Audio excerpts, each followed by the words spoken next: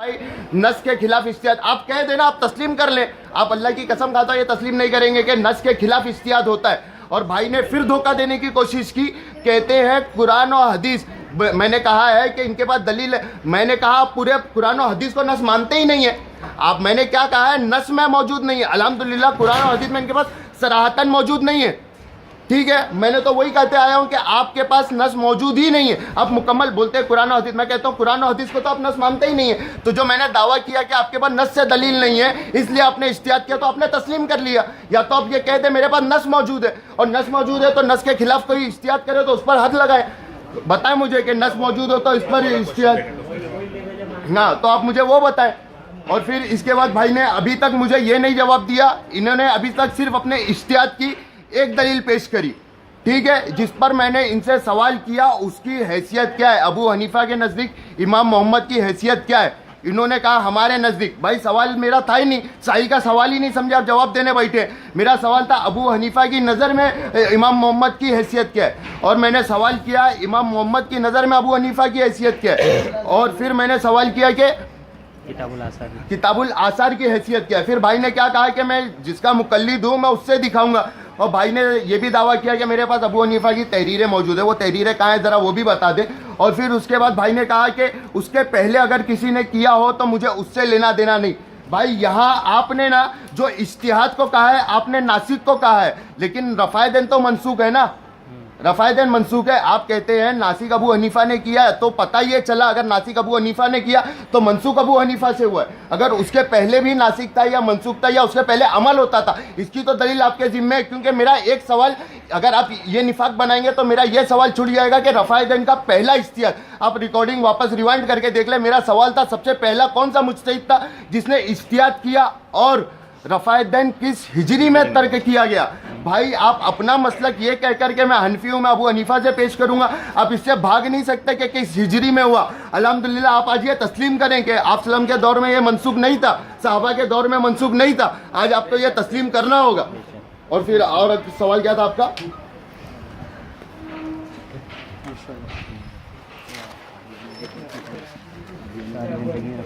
और भाई ने बात में कहा कादियानी, तो मैं तो कहता हूँ कि शायद अगर वो इस पर आए रफ़ायदैन मनसूख पर आप अबू हनीफा से, तो उनका भी यह मसलक वही होना चाहिए क्योंकि कादियानी भी हनफी थे। तो मैं कहता हूँ भाई मौजू के अलावा बाहर जाके बात ना करें। और भाई ने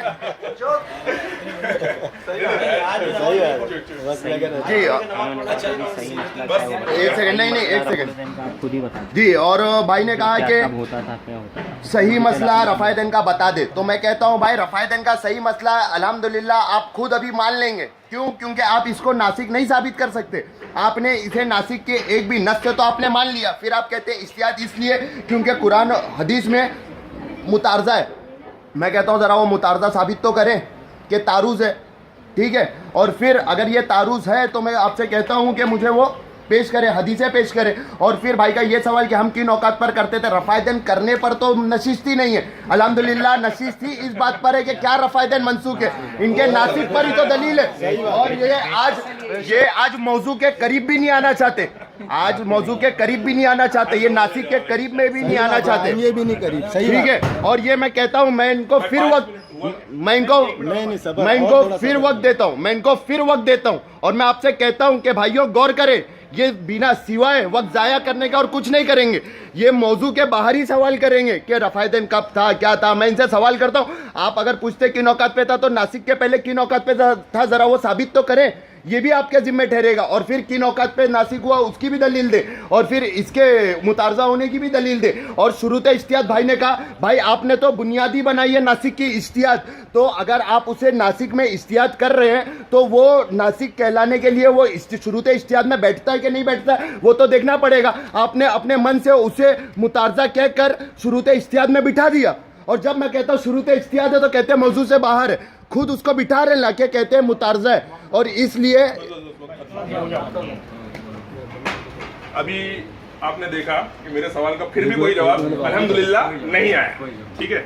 अब ये बार बार ये कह रहे हैं, बार बार ये कहते हैं कि नस में मौजूद नहीं है, नस में मौजूद नहीं है। ये मानते हैं कि हदीस में मौजूद है, इसलिए अभी इन्होंने क्या कहा, पैतरा बदला इन्होंने कि कुरान और हदीस को नहीं बोला मैंने नस की बात की, है ना।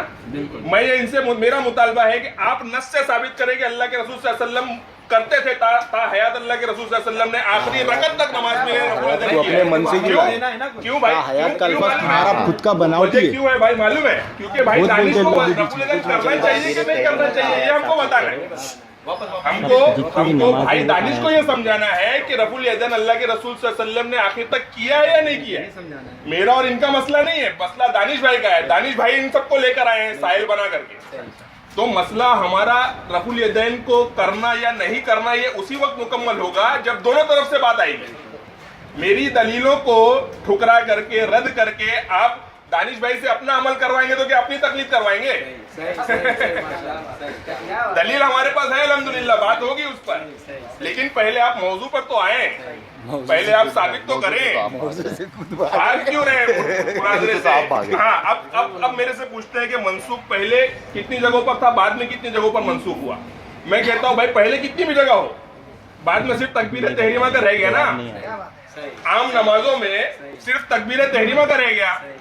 अब ये सवाल करेंगे मुझसे कि वित्र में क्यों करते, ईदैन में क्यों करते, है ना, ये सवाल आएगा। तो उसका जवाब भी पहले पेशगी ले लें ताकि सवाल लिखने की तरद्दुद से बच जाए। भाई उसके लिए हमारे को कोई दलील नहीं मिली, हदीस नहीं मिली कि तर्क कर दो। हमारे पास आम नमाजों की दलील है, आम नमाज। वित्र का नाम लेके कोई दलील नहीं मिली कि वित्र में अल्लाह के रसूल ने तर्क किया, ईदैन में तर्क किया, ऐसी कोई दलील नहीं मिली। दलील बताओगे इंशाल्लाह वहां भी तर्क कर देंगे, हम तो तैयार है तर्क करने के लिए। कुरान और हदीस को नस नहीं मानते तो भाई किसको नस मानते हैं? हम तो कुरान और हदीस से ही तो पेश कर रहे हैं। ये बोलते हैं मुआरजा पेश करो, आप उठा करके देखो, कुरान तिरमिज़ी उठा के देखो, अबू दाऊद उठा के देखो, कितनी हदीसें मौजूद पेश करिए ना। करेंगे भाई, जब दलाइल की बात आएगी तब करेंगे। मुआरजा आपने बोले दलाइल दे चुके, नहीं वो सामने दलाइल दिए नहीं दिए भाई, दलाइल पे बहस नहीं है। एक मिनट रुको भाई, तुमको दलील दिए थे ना हदीस, वो टेक्स्ट में हदीस पेश भाई उधर करो ना जरा। हदीस का स्कैन दिए थे या टेक्स्ट दिए थे? लिख के दिए थे ना कि हदीस बताए थे कि नहीं बताए? नहीं तो बेशक भाई वो तो सवाल उठेगा ना, दलील दिए बोलते हैं हदीस दिए तो कौन सी दिखाओ ना। अल्हम्दुलिल्लाह यहाँ भी मान रहा है भाई खुद कि दलील दी गई है, हदीस दी गई है। वो व्हाट्सएप पे भेजे थे टेक्स्ट में, हदीस सामने रख दो ना। भेजे थे, बात ये है कि दलील दी गई तो लड़के को तो यहाँ मांग रहे ना, क्यों नहीं भगाएंगे आपने? अभी आपने भी बीच में बोले थे डॉक्टर साहब वहाँ से भी आवाज आई थी, मैं बोला था कितनी बार आवाज आई थी, मैं जानबूझ के बोला है ताकि बीच में टाइम खराब हो। जब हनफी बोले कादियानी, एमपी बोले, आप चुप हो जाए, आप बात कर रहे हैं। हाँ टाइम रोक दो 1 सेकंड। यहाँ पे ये जो भाई बैठे थे कहाँ गए? ये भाई ने बीच में कहा था, मैं टोका उनको, पूछो आपने कहा था बीच में मैंने टोका आपको, मैंने उनको टोका था। क्या बोले थे भाई, क्या बोले थे? नहीं बोला भाई, अरे मैं टोका, उनसे पूछ लो ना, आप खुद उनसे पूछ लो, सुभान अल्लाह बोले खाली, सुभान अल्लाह नहीं बोले भाई, अल्लाह शाबाश तो ये भी बोल रहे पीछे, सुभान अल्लाह नहीं बोले, सुभान अल्लाह नहीं, उसके अलावा उन्होंने कहा था जिस पर मैंने अभी हद वाला मामला कर रहे हैं। पहले बताया कि हद किन मामलात में लगती है भाई, हद किन मामलात में लगती है? जब सही तौर पर कोई दलील मौजूद होगी, उसके खिलाफ वर्जी होगी तो हद लगेगी ना। क्या हद किसी को भी लगा देंगे? इज्तिहादी मामलात में भी हद लगा देते क्या? अरे भाई अल्लाह के रसूल सल्लल्लाहु अलैहि वसल्लम ने तो शुकुक और शुबहात, हद से मना किया कि शुकुक और शुबहात में हद मत लगाओ। इंशाल्लाह मैं उसकी दलील भी दे दूंगा अगर आई सामने बात कि शुकुक और शुबहात की सूरत में जो है ना हद लगाने से परहेज करो। मफहूम हदीस का बता रहा हूँ। तो जब अल्लाह के रसूल सल्लल्लाहु अलैहि वसल्लम से कोई बात सही तौर पर साबित हो और उसकी खिलाफ वर्जी की जाए तो फिर हम बताएंगे कि भाई उसमें हद लगेगी नहीं, और वो भी हद साबित होनी चाहिए ना कि रफुल यदैन के मसले में मनसूख होने पे हद है, सब बताएंगे ना। भाई शराब के मसले को और जिना के मसले को रफुल यदैन के मसले, इज्तिहादी मसले से कयास किया जा रहा है, ये तो कयास माल फारिग हुआ, ये गलत कयास हुआ। ऐसे गलत कयास तो शैतान करता था कि भाई वो जो है आग से पैदा हुआ था, मैं आग से पैदा हुआ, ये तो मिट्टी से, तो ये तो कयास ही गलत हुआ ना।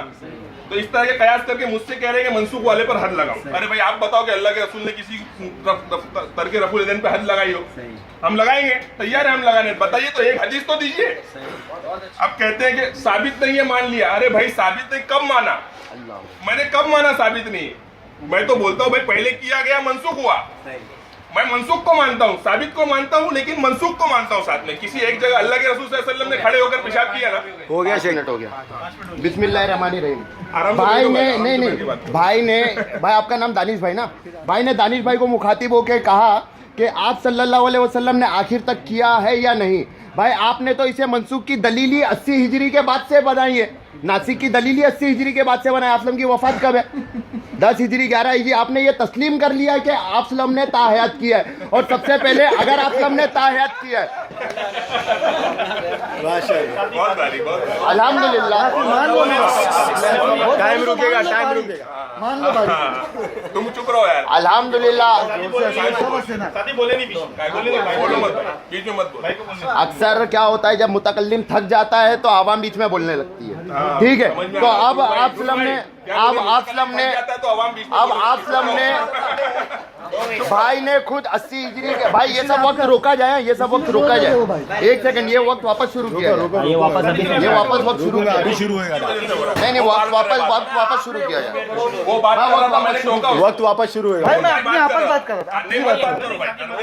क्या होता है अभी अफरोज भाई बोले, वक्त रुका, वक्त रुका। भाई अफरोज भाई पे इल्जाम आ रहा है कि मुतकल्लिम थक जाता है ना। नहीं तो वो तो यहाँ पे वो आपकी भी आवाम है ना, वो आवाम आपकी भी होगी ना। लोगों ने कहा, उस पर मैंने कहा, और हमने देखा अल्हम्दुलिल्लाह किसका मुतकल्लिम थका हमने देख लिया। हाँ, की आवाम को ना अभी भी दिख रहा है, अभी भी दिख रहा है। अभी तो रुका हुआ है ना टाइम स्टार्ट करो ना। अभी शुरू हुआ, चलो जी, टाइम स्टार्ट करो। फिर से अभी शुरू, फिर से स्टार्ट नहीं भाई, जितना टाइम वो 10 सेकंड था, 10 सेकंड। जो भी सेकंड था उसका काम। हाँ चलो ठीक है। जी। तो अल्हम्दुलिल्लाह भाई ने ये तस्लीम कर लिया कि आप सल्लल्लाहु अलैहि वसल्लम के दौरे नबूवत में ये रफ़ाइदैन तर्क नसक साबित नहीं कर सकते। इन्होंने एक भी दलील नहीं पेश करी। फिर जब हमने इनसे कहा कि पहले कितनी जगहों पर था, पहले कितनी भी जगहों पर हो, तो भाई मतलब इनको यही नहीं पता है कि पहले कितनी जगहों पर था और कितनी जगहों पर नासिक हुआ है। ये कहते हैं कि अब कितनी जगहों पर है, तो मैं इनसे सवाल करता हूँ पहले कितनी जगहों पर था। भाई ने इसका जवाब नहीं दिया। फिर कहते हैं हमें वित्र की और ईदैन की नाम लेके दलील नहीं मिली। मैं कहता हूं आप जरा नाम लेके दलील तो दिखाए तरक्की कुरान और हदीस में कि फजर में, जोहर में, असर में, मगरिब में, ईशा में। और सुन ले मेरा चैलेंज है, नसक के साथ मुझे दलील दिखाए रुकू में जाते वक्त, रुकू से सर उठाते वक्त और दूसरे रकात से तीसरे रकात खड़े होते वक्त ये अल्फाज होने चाहिए कि रुकू में जाते वक्त रफ़ाइदैन ना करें, रुकू से सर उठाते वक्त रफ़ाइदैन ना करें, दूसरी रकात से तीसरी रकात के लिए खड़े होते वक्त रफ़ाइदैन ना करें। मैं आपको कहता हूं, मैं वक्त देता जाऊंगा, एक हदीस नहीं पढ़ेंगे, ये एक हदीस। फिर मैं कहता हूं, फिर भाई कहते हैं दलील दी गई थी, आज महफिल में देने में शर्म किस बात की है? भाई कहते हैं दलील दी गई थी, आज महफिल में देने से शर्म किस बात की? अगर आपने दलील दी थी, आज नहीं देंगे तो किस बिना पर मैं उसे मुतारजा तस्लीम कर लूं? आप कहते हैं दलील में तारुज है, दलील टकरा रही है तो इज्तिहादी है। भाई से जब मैंने पूछा शुरूत इज्तिहाद क्या है, तो वो कहते हैं मौजू के बाहर है। अरे अगर शुरूत इज्तिहाद में दलीलों पे मुतारजा होने पे अगर इज्तिहाद बैठता है तो शुरूत इज्तिहाद है, तो आपको ये बयान ही नहीं करना चाहिए। आपने खुद उसके मुतारजा बयान करके मौजू के बाहर बयानात कर रहे हैं। फिर भाई के जितने सवाल आते हैं ये मौजू के बाहर है। भाई ने जितने मुझसे किए, भाई शायद मौजू भूल रहे हैं कि क्या रफ़ाइदैन मनसूख है। भाई ने अब तक मेरे सवाल का जवाब नहीं दिया कि अबू हनीफा का इमाम मोहम्मद के बारे में क्या नज़रिया है, इमाम मोहम्मद का अबू हनीफा के बारे में क्या नज़रिया है, किताबुल आसार की हैसियत क्या है, पहला कौन सा मुज्तहिद था जिसने रफ़ाइदैन को नासिक करार दिया। फिर मैं इनसे सवाल करता हूँ किस हिजरी में पहली बार रफ़ाइदैन नासिक हुआ। फिर मैं पूछता हूँ जरा वो हिजरी तो बताएं। आफलम का ताउम्र करना तो आपने खुद मान लिया और फिर कहते हैं कि लफ्ज़ ताहयात दिखाएं। मैं कहता हूँ मेरा चैलेंज है, आप पहली तकबीर तहरीमा में लफ्ज़ ताहयात दिखाएं, आप अपने सारे अमल में लफ्ज़ ताहयात दिखाएं। जिसमें लफ्ज़ ताहयात नहीं होगा आपको उसे छोड़ना पड़ेगा, उसे आपको छोड़ना पड़ेगा। फिर भाई ने क्या कहा, सही दलील होगी तो हद लगेगी। अल्हम्दुलिल्लाह भाई ने खुद तस्लीम कर लिया इनके पास सरी दलील नहीं है। सरी क्या होती है भाई? सराहत के साथ भाई ने कहा कि सरी दलील होगी तो हद लगेगी। अल्हम्दुलिल्लाह भाई ने तस्लीम कर लिया इनके पास सरी दलील नहीं है, तभी आज पर्दादारी है। आज जो पर्दादारी है ना, ये सरी दलील ना होने की वजह से। फिर भाई ने कहा कि आफलम की हदीस है, मैं मफहूम बता रहा हूँ। मफहूम क्या बताते हैं? शुकूक व शुबात में हद लगाने से परहेज करें। पता ये चला रफ़ाइदैन के मनसूख होने पे हद लगाना मांग रहा हूँ कि दलील क्या देते हैं? शुकूक और शुबात में मनसूख पर ही शक है इनको, मनसूख पर ही शक है इनको, मनसूख पर ही हद नहीं लगा रहे। मनसूख पर अगर हद लगती है, मनसूख पर शक नहीं। टाइम हो गया यार। अरे भाई बीच का टाइम रोके थे, बीच का टाइम रोके थे। 2 मिनट बाकी है, 2 मिनट बाकी है। क्या